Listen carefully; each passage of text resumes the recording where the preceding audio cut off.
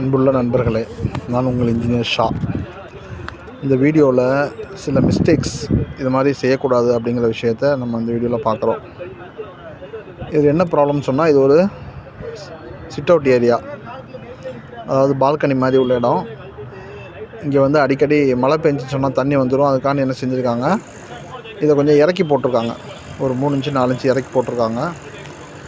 இறக்கி போட்டதில் கரெக்டாக செவர் எங்கே வருமோ அந்த இடத்த கனெக்ட் பண்ணி இந்த பீமை வந்து கொஞ்சம் உள்ளே போடாமல் வெளியே போட்டதுனால இப்போ ஒரு பிஞ்சு மாதிரி தெரியுது. செவருக்கு வெளியில் ஒரு பிஞ்சு மாதிரி தெரியுது. ரெண்டாவது, வெளியில் ஒரு பீம் இருக்குது பாருங்கள், அது வந்து நம்ம சங்கன் ஏரியாவுக்காக வேண்டி அதையும் இறக்கியிருக்கணும். அதை இறக்காதனால அங்கே ஒரு பிஞ்சு மாதிரி தெரியுது. இப்போ என்ன ஆகும், மழை தண்ணி வந்துச்சுன்னு சொன்னால் வெளியே ஓடாது. அதுக்காக வேண்டி இந்த பீமை உடச்சி ஹோல்ஸ் போட வேண்டியிருக்கு. அப்போது ரூஃப் ஷட்டரிங் அடிக்கும்போது பால்கனியில் சிட் அவுட்டில் வரக்கூடிய அந்த பீமை ஸ்லாபுடைய லெவலுக்கு இறக்கி போட்டோம்னு சொன்னால் இந்த பிரச்சனை வராது.